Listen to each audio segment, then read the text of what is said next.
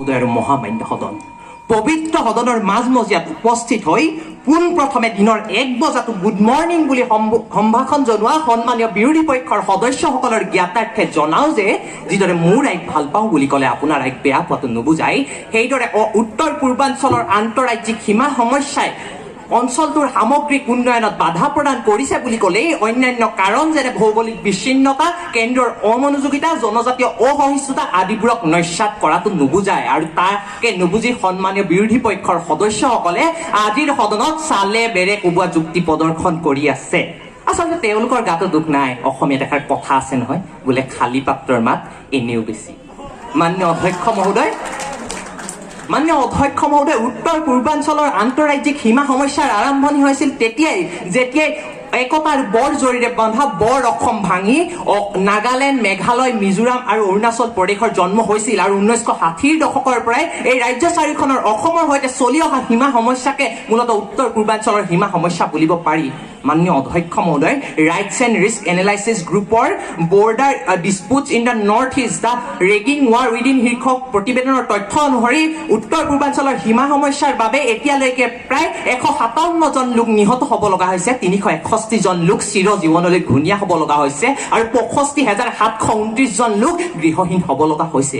মান্য অধ্যক্ষ মহোদয়, যিখন অসমত ভাৰতবৰ্ষৰ মুঠ চাহ উৎপাদনৰ 50%তকৈ বেছি চাহ উৎপাদন কৰা হয়, সেইখন অসমৰে সীমান্তৰ নাগিনীজান, মৰিয়নি, দিছৈ ভেলী, চুঙাজান আদি অঞ্চলৰ হেজাৰ হেজাৰ হেক্টৰ ভূমি চাহ বাগিচা কাটি নিৰন্তৰ আগ্ৰাসন কৰিছে নগা দুৰ্বৃত্তই। মান্য অধ্যক্ষ মহোদয়, যি উত্তৰ পূৰ্বাঞ্চলৰ আন্তঃৰাজ্যিক সীমা সমস্যাৰ বাবে অসম অৰুণাচল সীমান্তৰ তাৰাচু চাৰ্কলত শ শ হেক্টৰ ভূমি ৰবাৰ খেতি নষ্ট কৰা হৈছে, যি আন্তঃৰাজ্যিক সীমা সমস্যাৰ বাবে ৰাতিপুৱা পেটৰ তাৰণাত ওলাই যোৱা কয়লা খনি বা চাহ বাগিচাৰ বনুৱাজন সন্ধিয়া বগা কাপোৰৰ তলত মৃতদেহৰ ৰূপত আহিব লগা হৈছে, যি আন্তঃৰাজ্যিক সীমা সমস্যাৰ বাবে 7 ভনী বুলি গৌৰৱ কৰা এখন ৰাজ্য আন ৰাজ্যসমূহৰ ওপৰত অৰ্থনৈতিক অৱৰোধৰ জৰিয়তে ভোকে মৰাৰ চেষ্টা কৰিছে। সেই আন্তঃৰাজ্যিক সীমা সমস্যাই অঞ্চলটোৰ অৰ্থনৈতিক উন্নয়নত বাধা প্ৰদান কৰিছে নিঃসন্দেহে, আৰু বাধা প্ৰদান কৰিছে মানৱ সম্পদ উন্নয়নত। মাননীয় অধ্যক্ষ মহোদয়, উত্তৰ পূৰ্বাঞ্চলৰ সীমা সমস্যাকে কেন্দ্ৰ কৰি গঠন হোৱা বহুতো উগ্ৰপন্থী সংগঠনে বহু সময়ত সীমান্ত অঞ্চলৰ ছাত্ৰ ছাত্ৰী আৰু শিক্ষানুষ্ঠানসমূহক লক্ষ্য কৰিলে পৰিলক্ষিত হয়। বহু সময়ত ছাত্ৰ ছাত্ৰীক অপহৰণ বা সীমান্ত অঞ্চলৰ স্কুল ঘৰসমূহৰ জ্বলাই দিয়াৰ তথ্যও পোৱা যায় এইখন উত্তৰ পূৰ্বাঞ্চলত, আৰু এইসমূহ কাৰ্যই ব্যাহত কৰাই অঞ্চলটোৰ শৈক্ষিক উন্নয়ন। তাৰোপৰি এই গোটসমূহৰ দাবী ধমকি তথা ভয় ভাবুকিৰ বাবে দেশী বিদেশী বিনিয়োগকাৰীসকল নিৰুৎসাহিত হয় অঞ্চলটোত বিনিয়োগৰ ক্ষেত্ৰত। মান্য অধ্যক্ষ মহোদয়,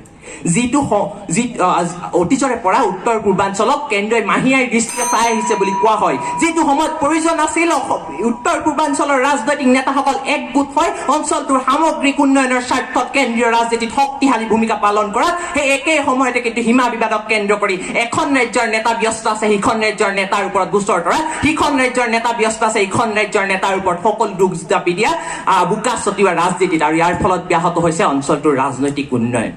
মান্য অধ্যক্ষ মহোদয়, সুজলা সুফলা শস্য শ্যামলা মোৰ উত্তৰ পূৰ্বাঞ্চলক ভাৰতবৰ্ষৰ পৰ্যটন ক্ষেত্ৰৰ অতিকৈ সম্ভাৱনাময় ক্ষেত্ৰ বুলি গণ্য কৰা হয়। যিটো সময়ত পৰ্যটন খণ্ডৰ উন্নয়নৰ বাবে অসমে অসম আছাম, নাগালেণ্ডে land of festival, Meghalaya half way to হেভেনৰ দৰে শ্লোগান তথা কাৰ্যসূচী গ্ৰহণ কৰিছে, সেই একেটা সময়তে কিন্তু সীমান্ত অঞ্চলৰ দিছৈ ভেলী, লাইলাপুৰ, গেলেকী আদিৰ দৰে সংৰক্ষিত বনাঞ্চলত নিৰন্তৰ চলিছে আগ্ৰাসন। সেই একে সময়তে এখন ৰাজ্যই ইখন ৰাজ্যক লজ্জানত কৰিবলৈ সীমা সমস্যাক কেন্দ্ৰ কৰিয়ে টুইটাৰৰ দৰে গোলকীয় মাধ্যমত ট্ৰেণ্ডিঙত আনিছে ছেম অন আছাম বা ছেম অন মিজোৰামৰ দৰে হেছটেগৰ, আৰু ইয়াৰ ফলত প্ৰভাৱ পৰিছে দেশী বিদেশী পৰ্যটকৰ ওপৰত, আৰু ব্যাহত হৈছে অঞ্চলটোৰ পৰ্যটন ক্ষেত্ৰৰ উন্নয়নৰ ওপৰত। আৰু ইমানখিনি কথা আলোচনা কৰাৰ পিছত যদি সন্মানীয় বিৰোধী পক্ষৰ সদস্যসকলে নিজৰ মতত অটল থাকি থন মদন গোপাল হৈ বহি থাকে, তেতিয়া মই সেই স্কুলত পঢ়া ফকৰা যোজনাৰ ভাষাৰে শেষত ক'বলৈ পালে ভাল পাম।